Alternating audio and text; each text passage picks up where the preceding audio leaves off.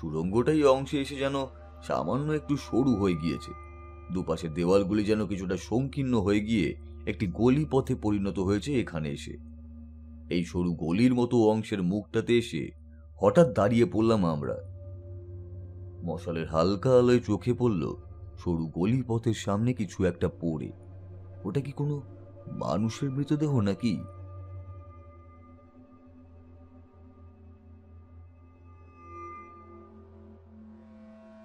হাত দেখিয়ে সকলকে দাঁড় করালেন ক্যাপ্টেন। তারপর নিচু হয়ে একটি মাটির ডেলা কুড়িয়ে নিয়ে ছুঁড়ে মারলেন মাটির উপরে শুয়ে থাকা লোকটিকে লক্ষ্য করে। ঢেলাটা খেয়ে প্রথম দিকে কিছু নড়াচড়া হলো না লোকটির মধ্যে। সকলেই যখন এক প্রকার নিশ্চিত লোকটির পঞ্চত্ব প্রাপ্তির বিষয়, হঠাৎ সকলকে অবাক করে দিয়ে ধীরে ধীরে উঠে দাঁড়ালো লোকটি। তার দিকে তাকিয়ে শিউরে উঠলেন সকলে। এ কি!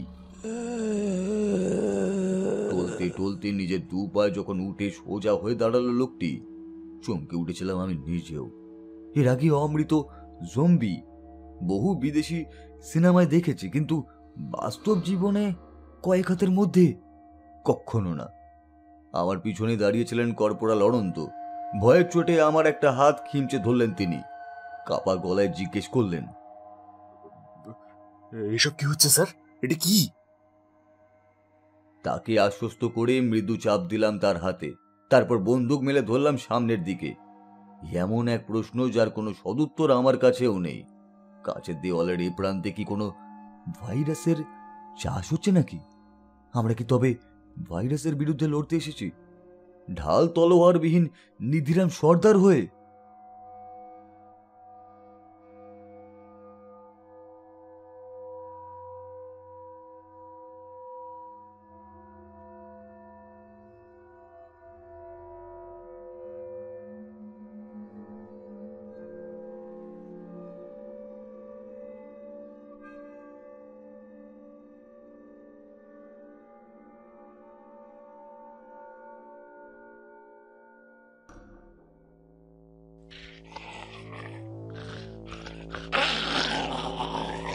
যে দেহটি আমাদের সামনে দাঁড়িয়ে নিজের দুটি পায়ে খাড়া হয়ে, তার মুখের একটা দিকে প্রায় কিছুই নেই। কোনো কিছুতে যেন খুবলে খুবলে খেয়েছে ওই দিকটি, নাকি অ্যাসিডে পুড়িয়েছে। ওই দিকের চোখের মনি ঠিকরে বেরিয়ে এসেছে সামনে। গালের মাংসগুলি খোবলানো, দু একটি জায়গায় যেখানে একটু চামড়া লেগে রয়েছে তা যেন গলে খসে পড়ে যাবে যে কোনো মুহূর্তে। কানও উধাও, নড়াচড়াও যেন কেমন যান্ত্রিক ধরনের। আর এই লোকটি একা নয়, সভয়ে সকলেই লক্ষ্য করলাম লোকটি টলমল ভঙ্গিতে নিজের পায়ে উঠে দাঁড়াতেই তার পিছনে অন্ধকার গলিপথটিতে যেন এসে দাঁড়ালো আরো বেশ কয়েকটি অবয়ব। এবার একটি সম্মিলিত হাড় হিম করে দেওয়া গুঞ্জন ছেয়ে ফেললো গোটা সুড়ঙ্গ পথটাকে। এদের মাথা লক্ষ্য করে ফায়ার করো।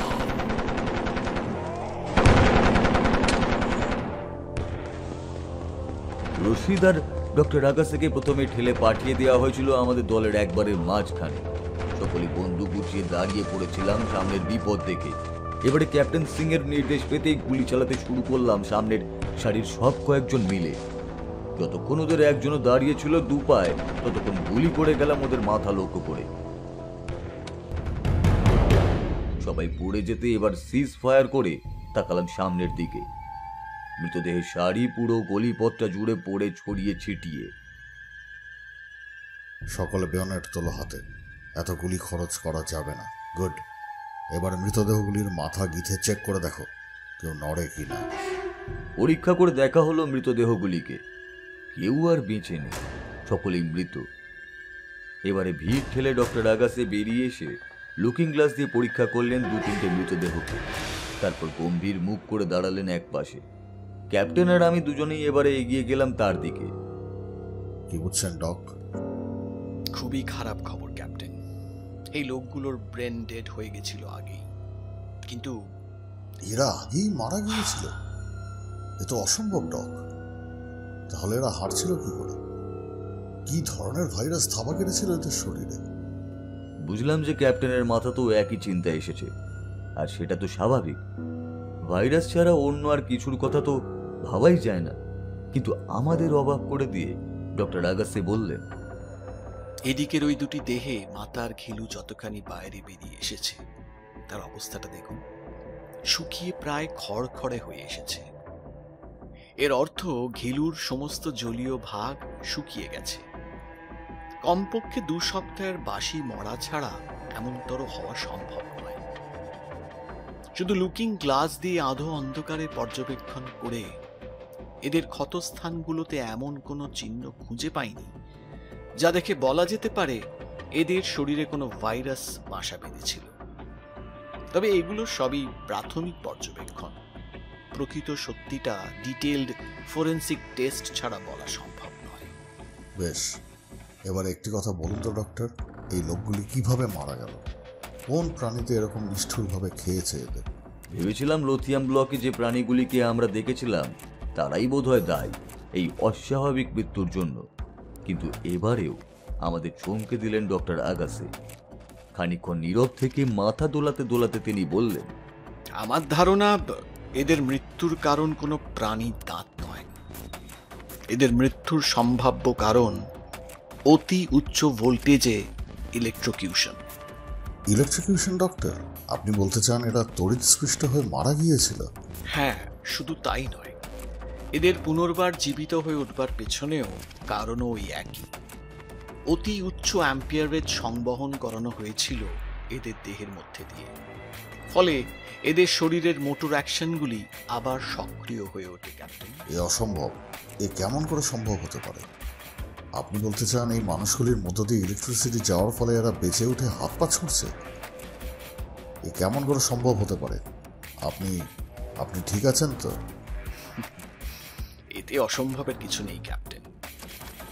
কলোরাডো বিশ্ববিদ্যালয় এই ব্যাপারটা হাতে কলমে করে দেখিয়েছে। মৃত কয়েকটি ধেড়ে ইঁদুরের ওপর একটি নির্দিষ্ট মাত্রার ইলেকট্রিক পালস বোম্বার্ডমেন্ট করে কয়েক মিনিটের জন্য রিঅ্যানিমেটেড করা গেছে কয়েকটা ইঁদুরকে। এই দেহগুলির ক্ষতস্থানগুলোতে পোড়া চিহ্ন পাওয়া গেছে। তাছাড়া একটি মানব শরীরে ইলেকট্রিকিউশনের পরিমাণ যে কতটা ভয়াবহ তার সঠিকভাবে ওই যে হ্যাঁ, এদিকে আসুন। সুড়ঙ্গ পথের ভিতরে ওই সংকীর্ণ গলিপথটির দেওয়াল ঘেঁষে একটি মৃতদেহ পড়েছিল অনাদরে। হালকা মশালে স্তিমিত আলোর প্রভায় কোনো মতে দেখা যাচ্ছিল সেটিকে। তার দিকে এগিয়ে গেলাম আমরা কয়েকজন। দেহটি কেতরে পড়েছিল একদিকে। আমার নির্দেশে জিকো এগিয়ে প্রথমে বেনেটের পুরোটা ঢুকিয়ে দিল ওর মাথায়। এক ফোঁটা নড়ে উঠল না সেটি। তারপর ওই দেহটিকে ধরে উল্টে দিতেই আর তাকিয়ে থাকতে পারছিলাম না কেউ। আদুর গায়ে ছিল লোকটি। এখন ওকে জিকো আমাদের দিকে হেলিয়ে দিতেই দেখলাম বুক থেকে শুরু করে প্রায় কোমর অবধি আড়াআড়িভাবে সুগভীর একটি ক্ষতস্থান, আর পেটের ভিতরে নাড়ি হুড়ি সব যেন ঠেলে এসেছে বাইরে ওই চওড়া ক্ষতস্থান দিয়ে। ভয়াবহ সে দৃশ্য।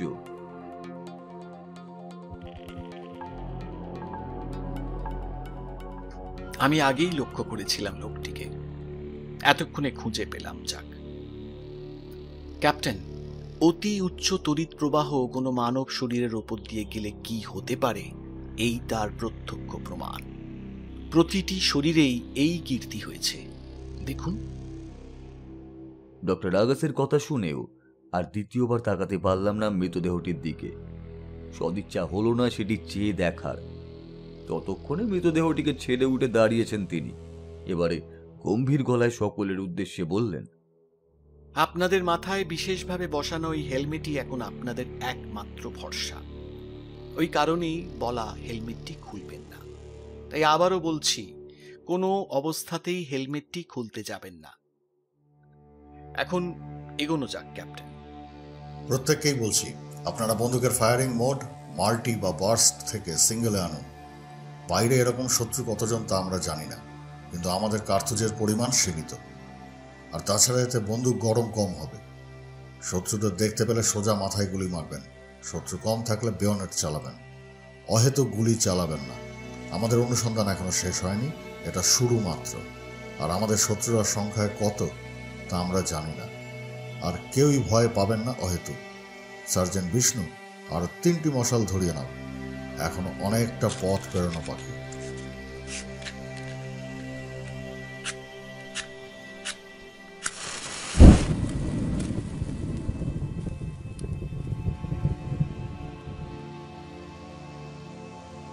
অনেকটা দূরত্ব অতিক্রম করে অবশেষে সুড়ঙ্গের শেষ দেখতে পাওয়া গেল। মাঝের এই পথটিকে অতিক্রম করে আসবার সময় আরো দুবার থামতে হয়েছিল আমাদের। সামনে হঠাৎ দৃশ্যমান সচল মরাদের দলের মহড়া নেওয়ার জন্য। মোটের ওপর নির্বিঘ্নে আমরা বেরোতে পেরেছিলাম সুড়ঙ্গ থেকে একটি প্রশস্ত হল ঘরের মধ্যে।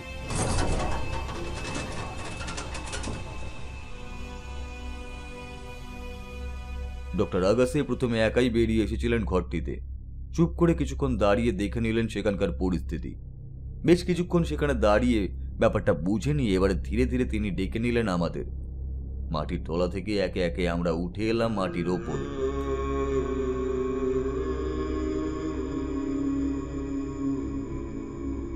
যাক, ফাটকাটা কাজে লেগে গেছে মনে হচ্ছে। এখন আর কোনো ভয় নেই। ওই তড়িৎ শক্তি আমাদের আর কোনো ক্ষতি করবে না। রশিদ, ভুল করে ওই কাজটি করতে যেও না। জেনারেটর চালিয়ে রেখে এখন কোনো লাভ নেই।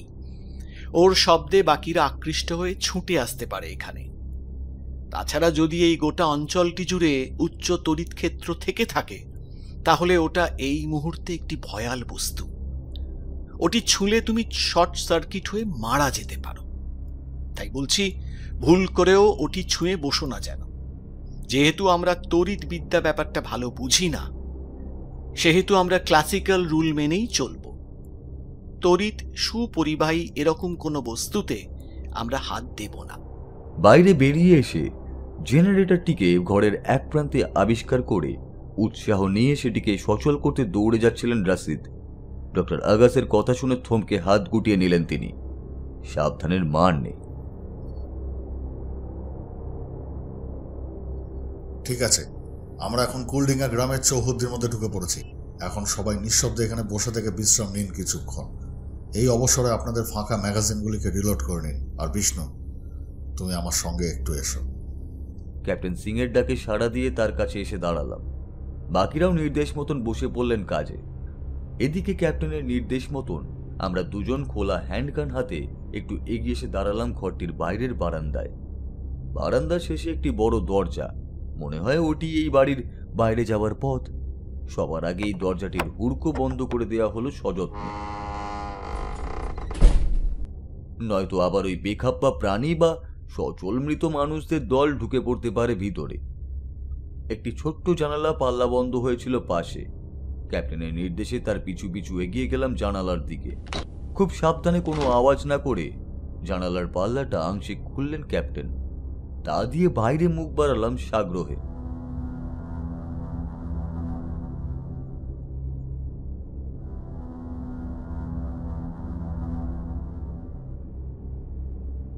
বাইরে কিছুই প্রায় দেখা যাচ্ছে না।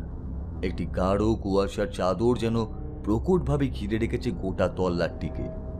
হাঁ করে আশেপাশের পরিস্থিতি একটু বোঝার চেষ্টা করলাম দুজনে। তারপর কিছু বুঝতে না পেরে হতাশ হয়ে সরে এলাম ছোট্ট জানালাটির সামনে থেকে। এরপর ক্যাপ্টেন বন্ধ করে দিলেন সেটার পাল্লাটি। গোটা রাস্তাটি নীরব থেকে ঘরের ভিতরে এসে ডক্টর আগাসেকে একটু পাশে ডেকে নিয়ে ফিসফিস করে কি সব আলোচনা করে নিলেন দুজনে মিলে। আমার ওপর নির্দেশ ছিল বন্দুকের ফাঁকা ম্যাগাজিনগুলি রিলোড করে নিতে। তাই করছিলাম আমি। বেশ কিছুক্ষণ পর সকলের মাঝখানে এসে ক্যাপ্টেন নিচু গলায় বললেন, সকলে মন দিয়ে শুনুন আমার কথা। প্ল্যানে কিছু পরিবর্তন হয়েছে, সেটাই আগে আপনাদের সাথে আলোচনা করে নেব অল্প কথায়। আমরা যে মুহূর্তে এই অভিশপ্ত জমির উপর এসে দাঁড়িয়েছি, ঠিক সেই মুহূর্ত থেকে আমরা বহির্জগৎ থেকে বিচ্ছিন্ন। এখন আমাদের নিজেদের সুরক্ষার দায়িত্ব নিজেদেরই নিতে হবে। এবং এই পরিস্থিতিতে দাঁড়িয়ে আমি 5th ফ্রিডম রুল ঘোষণা করছি। এর অর্থ, বাইরে চলে ফিরে বেড়াচ্ছে এরকম প্রতিটি প্রাণী শত্রু, এবং এদের ওপর মরণপণ আঘাত হানলে সেটি বিচারের জন্য বিবেচ্য বিষয় বলে গৃহীত হবে না। পরিস্থিতি অনুযায়ী বিচারের ভার আপনাদের উপর ন্যস্ত করা হলো। যেহেতু এখানে কোনো ডিজিটাল বস্তু কাজ করছে না, এই জন্যই আমাদের সনাতনী ম্যাপের ওপরেই নির্ভর করতে হবে। আপনারা সকলেই একটু কাছে এগিয়ে আসুন। মেঝের ওপর ম্যাপটি বিছিয়ে নিলেন ক্যাপ্টেন। এবার একটি বিশেষ পয়েন্টে হাত রেখে তিনি বললেন, এই হলো সেই পুরনো চার্চ, আর এখানে এই লোকেশনে আমরা। জায়গাটি এখান থেকে প্রায় 10 কিলোমিটার দূরে অবস্থিত। একটি উঁচু টিলার ওপরে এই চার্চটি। আমাদের সর্বাগ্রে পৌঁছাতে হবে এই চার্চে, কিন্তু একটি নতুন ফ্যাক্টর এসে যোগ হয়েছে যা আমাদের হিসেবে ছিল না, কুয়াশা। কুয়াশা? কিন্তু স্যার, রিপোর্টে তো কুয়াশার উল্লেখ ছিল। তাহলে আমরা সেটাকে পড়তে ভুল করলাম কি করে? রাইফেলম্যান জিকোর প্রশ্নের উত্তরে ক্ষণিকের জন্য থতমত খেয়ে গিয়েছিলেন ক্যাপ্টেন সিং। একটু থেমে অনুতপ্ত গলায় তিনি বললেন, আমি আসলে এই জায়গাটা ঠিক ধরতে পারিনি। আমি ভেবেছিলাম শুধুমাত্র দেওয়াল সন্নিহিত অঞ্চলেই বোধহয় ইচ্ছাকৃতভাবে ওই কুয়াশার সৃষ্টি করা হয়েছে, ভেতরের কার্যকলাপ বাইরের জগতের চোখের আড়ালে লুকিয়ে রাখবার জন্য। আর এখন এখানে এসে দেখছি গল্পটা ভিন্ন। এই কুয়াশা ছড়িয়ে রয়েছে অনেক দূর, আর তা ঢেকে রেখেছে আমাদের আশপাশ। এখন এই কুয়াশা ভেদ করেই এগিয়ে যেতে হবে আমাদের। পায়ে হেঁটে? আঁতকে উঠেছিলেন জিকো, আঁতকে উঠেছিলাম আমরাও। আমি নিজের চোখে দেখেছি বাইরের দৃশ্যপট। 10 হাত দূরের বস্তু চোখে দেখা যাচ্ছে না ঘন কুয়াশার জমাট আবরণ ভেদ করে। আর এর মধ্যে দিয়ে হাঁটা শুধু কুয়াশা হলেও না হয় একটা ব্যাপার ছিল। এর সাথে রয়েছে লোথিয়ান ব্লকে ভেট হওয়া ওই বিকট প্রাণীগুলি, আর অকারণে রুট মার্চ করতে থাকা মরাদের দল। আরও যে কি কি রয়েছে ওই কুয়াশার চাদরের ভিতর তা আমরা কেউই জানি না, কোনো ধারণাও নেই এই বিষয়ে। এরকম পরিস্থিতিতে কিছু না জেনে হুট করে এইভাবে এগিয়ে যাওয়াটা প্রাণঘাতী হতে পারে। একটা চোরা শিরশিরানি ঠান্ডা স্রোত যেন বয়ে গেল পুরো দলটির মধ্যে দিয়ে। কেউ কিছু বললেন না, কিন্তু প্রত্যেকের মুখে খেলে গেল আতঙ্কের অভিব্যক্তি। সেটা বিলক্ষণ পড়তে পেরেছিলেন ক্যাপ্টেন। এবারে অকম্পিত গলায় তিনি বললেন, আপনাদের মনের ভয়টাকে আমি বিলক্ষণ বুঝতে পারছি, কিন্তু আপনারা নিজেরাই একটা কথা ভাবুন। সম্পূর্ণ নতুন কোনো প্রযুক্তির বিরুদ্ধে আমাদের লড়াই চালাতে হচ্ছে, যা ইতিপূর্বে তাবৎ দেশগুলিও কেউ চোখে দেখেন। নয়তো এই দুর্দৈব ঠেকানোর কোনো পদ্ধতি নিশ্চয়ই এতক্ষণে জেনে যেত সকল দেশই, ছড়িয়ে পড়তো তা সারা বিশ্বে। তা যখন হয়নি, এর অর্থ এই দেওয়ালকে থামাতে এখনো সক্ষম হননি কেউই। এ তো গেল মুদ্রার একটি পিঠ, অপর দিকটি ভেবে দেখুন। গোটা বিশ্ব যদি এরকম একটি দেওয়ালের আড়ালে চলে আসে, তাহলে কি হতে পারে? সুড়ঙ্গের ভিতরের মৃত লোকগুলির অবস্থাটা মনে করুন একবার। আমরা কি আমাদের নাগরিকদের মরবার জন্য ছেড়ে দিয়ে পিছিয়ে যাব? পিছিয়ে যাবেনই বা কোথায়? আজ নয়তো কাল এই দেওয়াল আমাদের সকলের 12টা বাজাতে চলেছে। তার থেকে ভালো এখনই একে থামানোর চেষ্টা করা, আর নয়তো মরে যাওয়া। এসকেপ রুট আপনাদের পিছনে। যদি কেউ চলে যেতে চান, তাকে বাধা দেওয়া হবে না, কিন্তু জেনে রাখুন, ক্যাপ্টেন অখন প্রতাপ সিং পেছবে না, এগিয়ে যাবে সামনে। সকলেই একবার তাকিয়ে দেখলাম এর ওর দিকে, তারপর অনড় হয়ে বসে রইলাম নিজেদের অবস্থানে। ক্যাপ্টেনের যুক্তি মনে ধরেছে সকলেরই। কয়েক মিনিট সময় দিলেন ক্যাপ্টেন আমাদের সিদ্ধান্ত নেওয়ার জন্য। তারপর বললেন, আপনাদের সাহসী সিদ্ধান্তকে আমার কুর্নিশ। এবারে আমার পরিকল্পনাটি শুনুন। রশিদের ভাষ্য অনুযায়ী এই জায়গাটি থেকে চোরাচালান করা হতো। এর অর্থ এখানে ভেহিকলস যাতায়াত করত। এই ভেহিকলস কোথায় থাকতো রশিদ?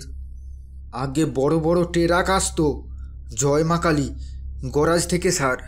জায়গাটা কোন দিকে, আর এখান থেকে কত দূর? একেবারে নাক বরাবর সিধা স্যার। এখান থেকে 1 কিলোমিটারও হবে না। জায়গাটা কুলডিঙার দায়রার মধ্যেই।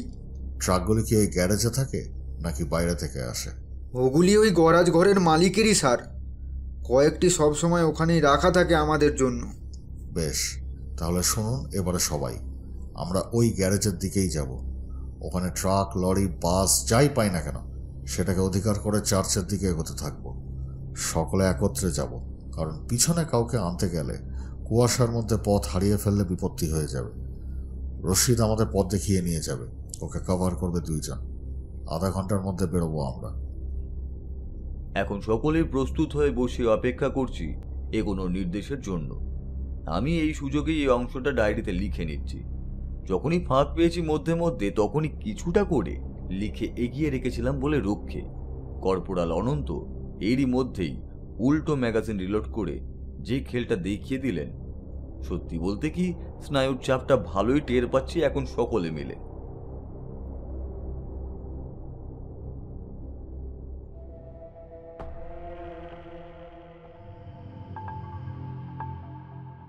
সেন্ট মার্টিন চার্চের পথে 22শে অগস্ট 2022 সকাল 8টা। রাইফেলম্যান জিকোর জবানবন্দি থেকে।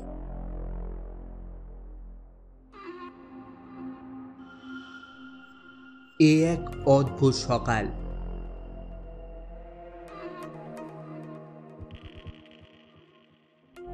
একজন সৈন্যকে বহু সংঘর্ষের মধ্যে দিয়ে প্রতিদিন উঠে দাঁড়াতে হয়, যুদ্ধক্ষেত্রেও যুদ্ধক্ষেত্রের বাইরেও। ঊর্ধ্বতন অফিসারদের দাঁত খিঁচুনি, তাদের ভাই ফরমাস খাটা, পান থেকে চুন খসলেই শাস্তি, যা ক্ষেত্র বিশেষে চূড়ান্ত দৈহিক। যে কোনো রকম বিপদে আপদে সর্বাগ্রে নির্বিকার চিত্তে এগিয়ে যাওয়ার আদেশ। প্রতিনিয়ত একটি কঠিন সংঘর্ষের মধ্যে দিয়ে বেঁচে থাকা, যা একজন সৈনিককে বাচ্চা থেকে মদ্দা বানায়। এ বিষয়ে অবশ্য আমাদের সার্জেন্ট বিষ্ণু সাহেবের একটি নিজস্ব থিওরি আছে। প্রত্যেক সৈন্য তার নিজের হাতের বন্দুকের মতোই, যার থেকে নিক্ষিপ্ত গুলি শুধু লক্ষ্যকে বিদীর্ণ করবার জন্যই সামনের দিকে এগিয়ে চলে। আর এই কঠিন জীবন নির্বাহ করতে করতে একজন সৈনিক নিজের অজান্তেই ধীরে ধীরে পাথরে পরিণত হয়ে যায়, যাতে অনুভূতি ব্যাপারটাই আর থাকে না। একজন সৈনিকের মনে ভয় জাগাতে পারে এরকম ঘটনা কিন্তু বিরল। কিন্তু আইল্যান্ড এক্সে যখন আমি পা রাখি, তখনও আমার মনের মধ্যে এখানে অবিরাম ঘটে চলা গণ্ডগোলটি নিয়ে সুস্পষ্ট কোনো ধারণা ছিল না। আমি ভেবেছিলাম এটি আমাদের 3 ফুটিয়া প্রতিবেশী দেশের শত্রুদের কোনো চক্রান্ত। নতুন কোনো প্রযুক্তি হাতে পেয়ে সেটিকে খেলনার মতো হয়তো ব্যবহার করছে আমাদের উপর। কয়েকদিন পর এমনিতেই এই আপদ সরে যাবে এখান থেকে। কিন্তু চোখ ফুটল আইল্যান্ড এক্সে এসে, লোথিয়ান দ্বীপের ঘটনাটির পর। ফ্ল্যাশ লাইটের আলোয় দুটি পাশাপাশি দ্বীপের মধ্যিখানে জল কেটে যে রাক্ষসগুলো সাঁতরে আসছিল, নিশ্চিতভাবে এরা কখনোই এই বিশ্বের কোনো চেনা প্রাণী নয়। কোনো নারকীয় এক্সপেরিমেন্টের ফল কি, সেটাও কিন্তু মনে হলো না।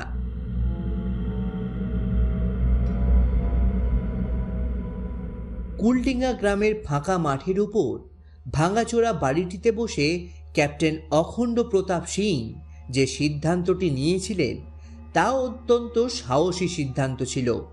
টিকে থাকবার লড়াইতে এরকম সিদ্ধান্তেরই আশু প্রয়োজন ছিল।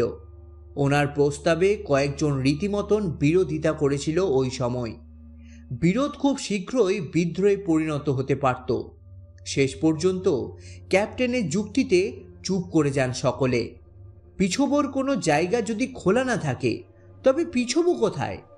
আজ হোক বা কাল, সকলেরই মৃত্যু পরোয়ানা লেখা রয়েছে ওই কাঁচের দেওয়ালের স্পর্শে। কাজেই সৈনিক তকমাটিকে মর্যাদা দিয়ে এগিয়ে যাওয়াতেই মত দিয়েছিলাম আমি। মুরগি ছানার মতো এক জায়গায় বসে থেকে অকারণে মৃত্যুর জন্য অপেক্ষা, এই বিষয়টি কোনোদিনও আমার হট ফেভারিট লিস্টে ছিল না।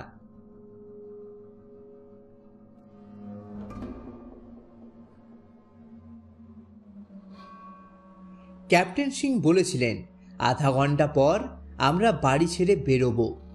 এই সময় নেওয়ার পেছনে কারণও ছিল যথেষ্ট। যে ভয়ঙ্কর অভিজ্ঞতার সম্মুখীন হয়ে আমরা এই গোটা রাত্রি জুড়ে, তাতে নতুন কিসিমের শত্রুদের মুখোমুখি হয়ে সৈন্যদের মনোবল ভেঙে গিয়েছিল। তাদের মানসিকভাবে সুস্থিত হতে দেওয়ার জন্যই সময়টা দেওয়া হয়েছিল তাদের। আরও একটি কারণ ছিল, ম্যাপে যে গন্তব্যের উল্লেখ ছিল তা অনেকগুলি ছোট ছোট কাগজের আদ্রায় টুকে নিয়ে বিলি করা হয়েছিল সকলের মধ্যে, গুরুত্বপূর্ণ লোকেশন ধরে। যদি কেউ কুয়াশার পথ হারিয়ে ফেলে কোনোভাবে, তাহলে সে অন্তত যেন বুঝতে পারে কোনো দিকে সেখানে যেতে হবে। চুম্বকী হোক বা ইলেকট্রনিক্স ডিভাইস, কোনোটাই যে কাজ করছে না। নির্দিষ্ট সময়ে আমরা বেরিয়ে এলাম আমাদের একমাত্র এক্সিট পয়েন্টটিকে পেছনে ফেলে রেখে।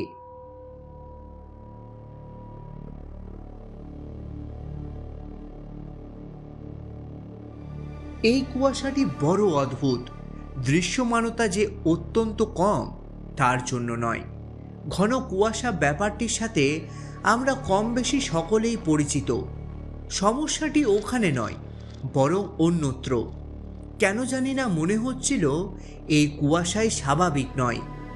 এই স্পর্শটা কিন্তু শীতল নয়, হালকা একটা উষ্ণতা ছিল এর মধ্যে। আর এই ব্যাপারটা আঁচ করেছিলেন সকলেই। আগস্ট মাসের এই সময়টায় অবশ্য পশ্চিমবঙ্গে প্যাঁচপেঁচে একটা গরম থাকে, তার জন্যই কি এরকম হালকা গরম কুয়াশা? সেক্ষেত্রে কুয়াশা তৈরিই বা হবে কি করে? মধ্যিখানে এখানে তো কোনো বৃষ্টি হয়নি যাতে রাত্রে উষ্ণতা কমে যেতে পারে। শেষ বৃষ্টি হয়েছিল প্রায় দিন 10 আগে। আর তাছাড়া কুয়াশা কখনই এরকম দিনের পর দিন ধরে দীর্ঘস্থায়ী হয় না। তবে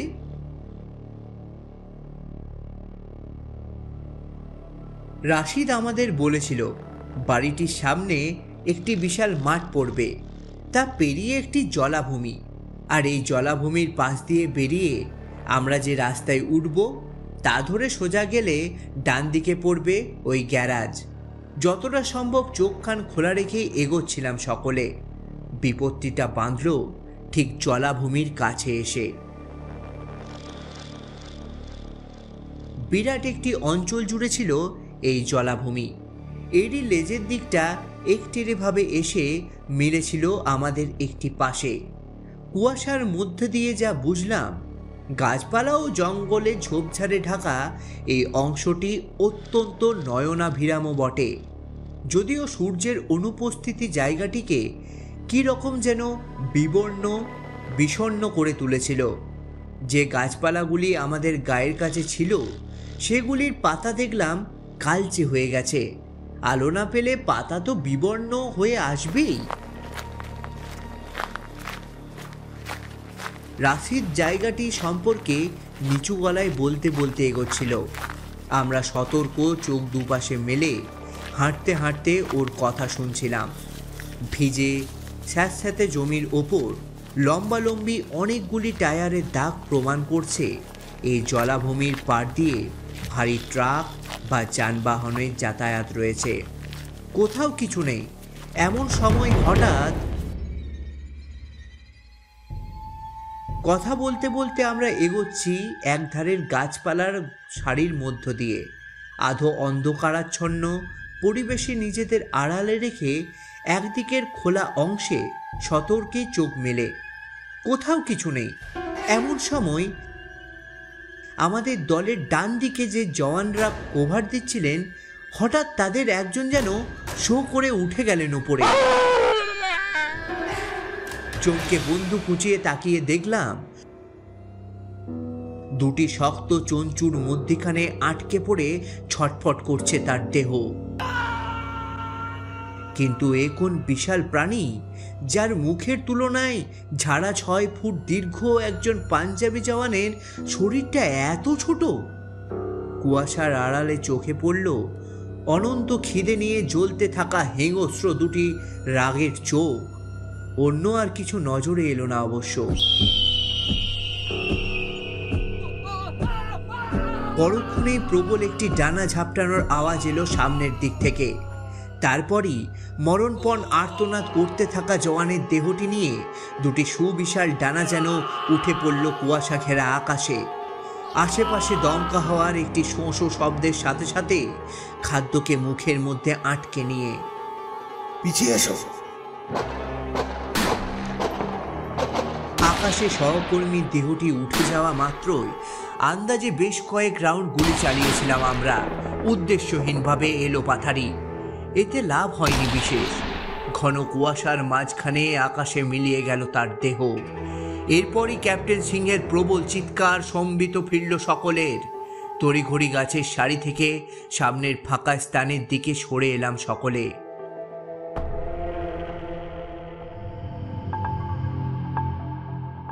ওই প্রাণীটি যেটি উঠতে পারে আকাশে, সেটি লুকিয়েছিল গাছের সারির মধ্যে মিশে থেকে। এরকম আরও কতগুলি প্রাণী রয়েছে তা বোঝা সম্ভব নয়। সবচেয়ে ভালো হচ্ছে গাছপালার জঙ্গল থেকে দূরে সরে থাকা। সার্জেন্ট বিষ্ণু, তুমি 5 জনকে নিয়ে আমার ডান দিকটা কভার করতে থাকো, আমি কয়েকজনকে নিয়ে বাঁ দিক থেকে কভার করছি। সকলে কাছাকাছি থাকবেন, দল থেকে কেউ বিচ্ছিন্ন হয়ে যাবেন না। আকাশের দিকেও নজর রাখবেন, ভুলে যাবেন না শত্রু টানা আছে। বাঁ দিকের খোলা অংশটি ধরে ধীর পায়ে সামনের দিকে এগিয়ে চললাম সকলে। এইভাবে এগিয়ে এলাম অনেকটা পথ রাস্তা ধরে।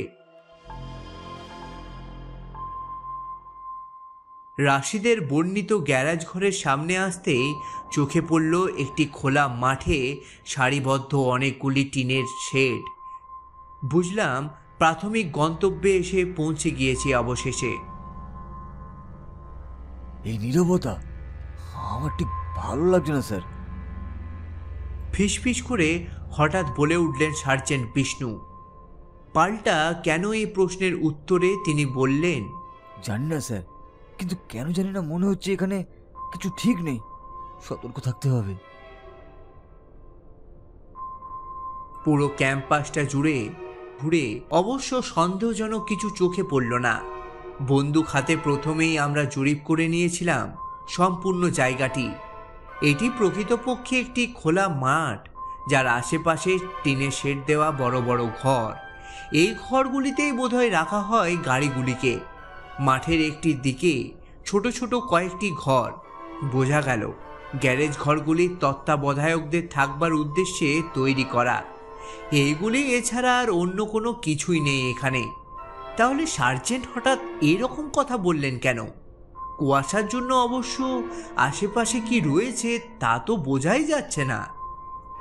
কিছুই যখন নেই এখানে, তাহলে সার্জেন্ট বিষ্ণু, কষ্ট করে আমাদের কেষ্টগুলিকে একবার খুঁজে দেখা যাক।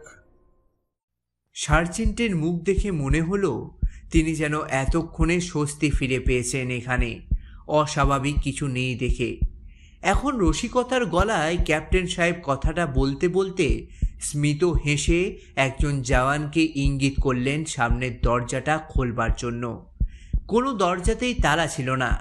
ওই মাঠের প্রান্তসীমায় টিনের শেড দেওয়া প্রতিটি বিশাল ঘরে অনেকগুলি দরজা ছিল।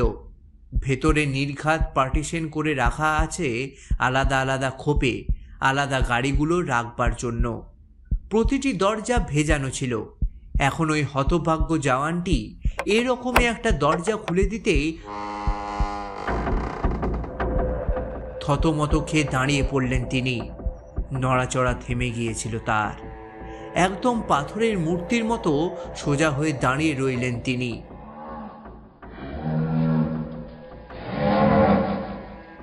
ততক্ষণে বাইরে দাঁড়িয়ে থাকা আমাদের কানেও এসে গিয়েছে ঘরের ভেতর থেকে বেরিয়ে আসা তীব্র চাপা করুদ্ধ গর্জন। সাথে সাথে বন্দুক উঁচিয়ে দাঁড়িয়ে পড়েছিলাম আমরা প্রত্যেকেই, কিন্তু গুলি চালাতে পারিনি কেউ।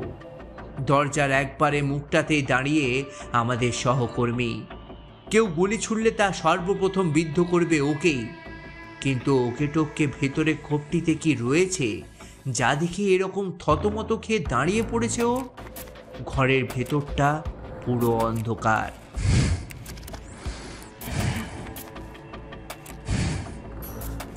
এইবারে একটু একটু করে যেন সার ফিরল আমাদের সহকর্মীটির।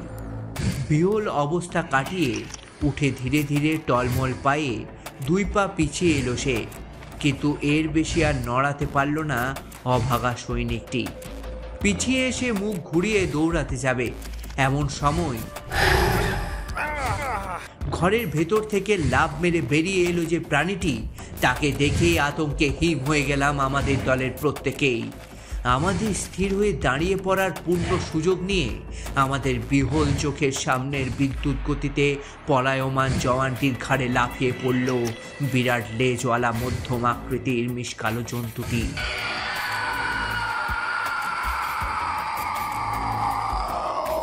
এক টানে ছিঁড়ে ফেললো হতভাগ্য ওই সৈনিকের ঘাড়। তারপর মুখে লেগে থাকা মাংসের টুকরোটি নিয়ে জ্বলন্ত চোখ মেলে আমাদের দিকে একবার তাকিয়ে দেখলো। মুখ থেকে মাংসের টুকরোটি যেন থু করে ফেলে দিয়ে প্রাণীটা টান টান হয়ে দাঁড়াতেই সকলে সবিস্ময়ে দেখলাম প্রাণীটির ঘাড়ের কাছে আলগা চামড়ার মতো কিছু ঝুলছিল। দূর থেকে সেগুলি দেখতে লাগছিল ঠিক কমলা লেবুর কোয়ার মতোই। এখন টান টান হয়ে চাপা পুরুদ্ধ গর্জন করতে করতে প্রাণীটি দাঁড়াতেই দেখলাম ঘাড়ের কাছে কোনো মতে আটকে থাকা ওই আলগা চামড়াগুলি হঠাৎ উঁচিয়ে দাঁড়িয়ে গেল টান টান হয়ে, শক্ত হয়ে একসার বেঁধে। তারপর একটা নির্দিষ্ট ছন্দে সেগুলি নড়ে উঠতেই খটখট করে অদ্ভুত একটি অপার্থিব আওয়াজ বেরোতে লাগলো সেগুলি থেকে, তাল ছন্দ মিলিয়ে একটি নির্দিষ্ট লয়ে। ব্যাপারখানা কি? ময়ূরে হঠাৎ পাক না মিলে এরকম বাজনা বাজাচ্ছে কেন স্যার? ওই চরম আতঙ্কের সময়তেও আতঙ্কিত গলায় বলা সার্জেন্টের কথাগুলি শুনে হেসে ফেলেছিলাম মনে মনে। সত্যিই তাই, একদম সঠিক উপমা। ময়ূর পাখনা মিললে এরকমই দেখতে লাগে বটে ব্যাপারটা। কিন্তু প্রশ্নটা যেন গেঁথে বসে গেল মনে, হঠাৎ এরকম অদ্ভুত আচরণের মানেটা কি? বন্দুক নেমে এসেছিল হাত থেকে, কারণ সাপেদের মতো চোখ বিশিষ্ট ওই ভয়াল দর্শন প্রাণীটি কিন্তু এক বিন্দুও নড়েনি নিজের জায়গা থেকে। এক মনে নিজের জায়গায় দাঁড়িয়ে ক্রমাগত যেন বাজনা বাজিয়ে যাচ্ছিল সেটি, জগৎ সংসার সব ভুলে। কিছুক্ষণ অবাক হয়ে তার কার্যকলাপ দেখছিলেন ক্যাপ্টেন সাহেব। এবারে স্থির মনস্ক হয়ে হাতের সার্ভিস রাইফেলটি তুলে পরপর 3টি ফায়ার করলেন তিনি প্রাণীটিকে লক্ষ্য করে। বাজনা থেমে গেল। কঠিন চোখে ওটির মৃতদেহের দিকে কিছুক্ষণ তাকিয়ে রইলাম আমরা। একটু আগেই আমাদের এক সহকর্মীর প্রাণ নিয়েছে ভয়াল দর্শন ওই প্রাণী। সে তো না হয় হলো, কিন্তু এই অদ্ভুত বাজনার কারণটা কি? পিছন থেকে খুব জোরে অদ্ভুত কায়দায় এই বিভৎস নাক ডাকার মতো আওয়াজ চমকে পেছনে ফিরে তাকালাম সবাই।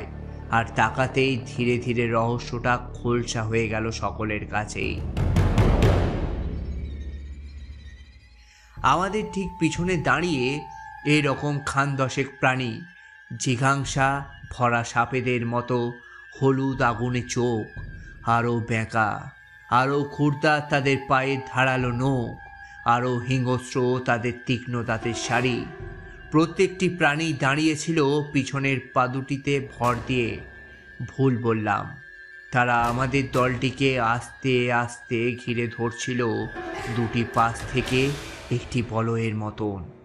এবারে আমরা বন্দুক উঁচিয়ে ফিরে তাকাতেই সবকটি প্রায় সেভাবেই পেখম মেলে সমাবেতভাবে শুরু করলো সেই খটখটি বাদ্য। তারপর ওপেন ফায়ার! চেরা গলায় ক্যাপ্টেন সিংহের আদেশে পেতেই আর দেরি করলাম না, আমরা গুলি চালাতে শুরু করলাম সকলে একযোগে। ততক্ষণে দানবের দল অনেকটা কাজে এগিয়ে আসছিল। আমাদের উপর ঝাঁপিয়ে পড়বার ঠিক আগের মুহূর্তটায় ফায়ারিং ওপেন হতে একটু থমকে গিয়েছিল ওরা। সামনে নিয়ে এগিয়ে আসতে শুরু করে আবার একযোগে ভয়ঙ্কর একটা খণ্ডযুদ্ধ হলো বেশ কিছুক্ষণ ধরে। তারপর তা থামলে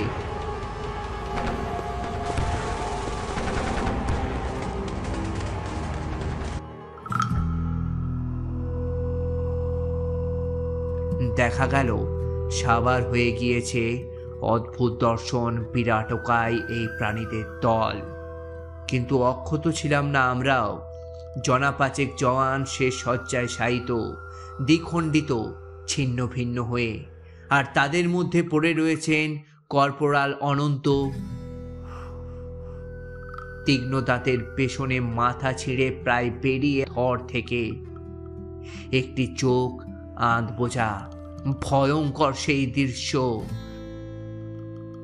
মুখ সরিয়ে নিলাম সেখান থেকে। আর তাকানো যাচ্ছে না সেদিকে। আমরা হারিয়েছি আমাদের দলের অন্যতম নির্ভরযোগ্য যোদ্ধাকে। ওর মতন গানার আর দ্বিতীয়টা কেউ নেই আমাদের এই দলটিতে।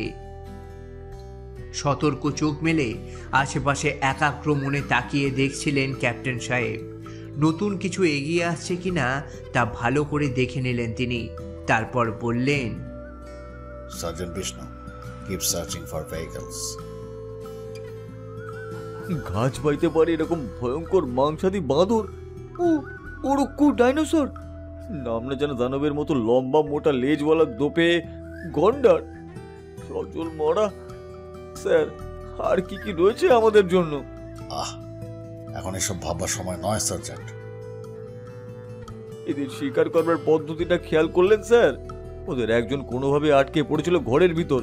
প্রথমে ওই পেখম নেড়ে ও ডেকে আনলো অন্যান্য ইয়ার দোষদের, তারপর সকলে মিলে আমাদের ঘিরে ধরে আক্রমণ করলো।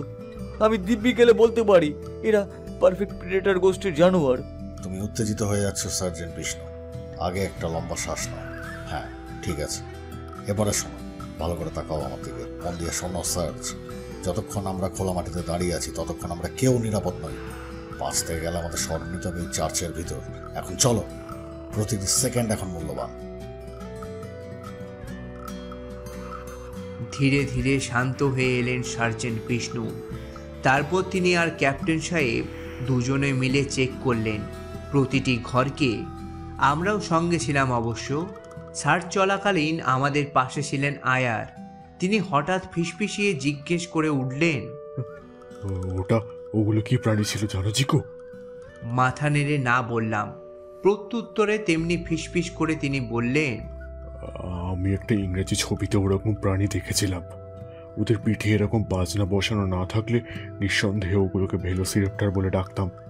ঠিক ওই রকমই দেখতে ছিল প্রাণীগুলোকে, কিন্তু ঘাড়ের কাছে ওরকম বিরাট বিরাট আঁশের মতো জিনিসগুলোর জন্যই। তাছাড়া এদের গোটা প্রজাতিটা পৃথিবী থেকে বিলুপ্ত হয়ে গিয়েছে প্রায় 6.5 কোটি বছর আগে। এখানে এরা উদয় হলো কি করে তা বুঝতে পারছি না।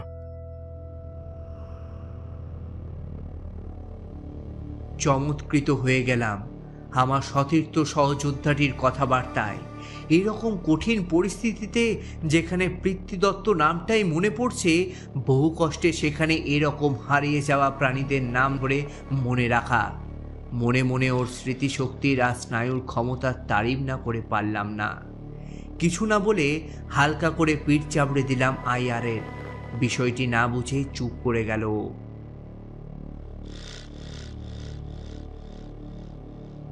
বাকি ঘরগুলি খুঁটিয়ে দেখার পর আর কোনো ভয়াল দর্শন প্রাণী সেখান থেকে বেরোলো না বটে।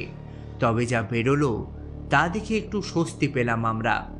একটি ছোট আকৃতির ওয়েঙ্গার বাস, যাতে অনায়াসে আমরা ধরে যাব সকলেই। বাসটির চাবি পাওয়া গিয়েছিল বাসেই। আর স্টার্ট দেওয়ার চেষ্টা করতে করতে অবশেষে যখন সেটি স্টার্ট নিল, খুশির চিহ্ন ফুটে উঠল সকলের চোখে মুখে।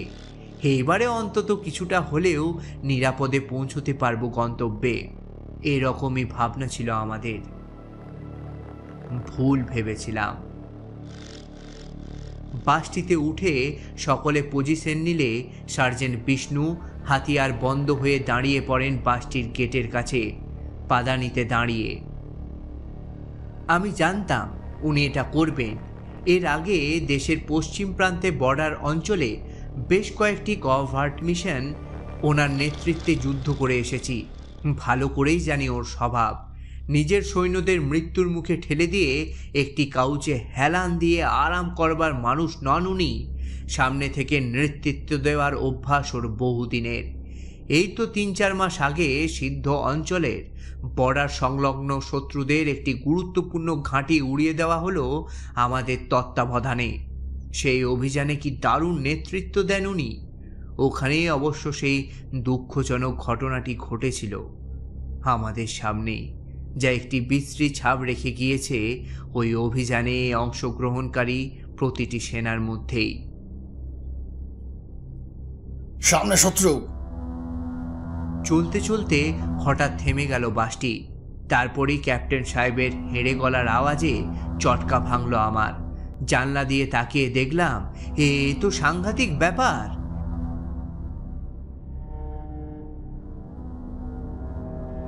একটি নয়াঞ্জলি ধরে চলছিল আমাদের বাসটি। সরু এক ফালি রাস্তা, দুপাশে অনেকটা নিচুতে ঢালু কৃষি জমি। অত্যন্ত ধীর গতিতে সোজা চলেছিলাম আমরা। এমন সময় সামনে রাস্তার ওপর কুয়াশার আস্তরণ থেকে ধীরে ধীরে আত্মপ্রকাশ করল আরও বেশ কয়েকটি দানব। আইয়ার বর্ণিত সেই ভেলিগুড় না কি যেন। শুধু সামনেই নয়, জানলা দিয়ে উকি মেরে দেখলাম আমাদের দুটি পাশেও বেশ কয়েকটা ওরকম প্রাণী এসে জড়ো হয়েছে। আর এদের সঙ্গে গতকাল রাত্রে মোকাবিলা হওয়া ওই কেঁচো বাঁদরগুলিও এসে জুটেছে, যেগুলি আশ্চর্য ভালো সাঁতার কাটতে জানে। বোঝাই যাচ্ছে এদের খাপ শুরুতি যেমনই হোক না কেন, প্রজাতিগতভাবে এরা মাথায় বেশ ভালোই বুদ্ধি ধরে। গাড়ি ঘোরাবারও জায়গা নেই, আবার সামনে এগিয়ে যাওয়ারও কোনো উপায় নেই। এখন কি হবে তাহলে?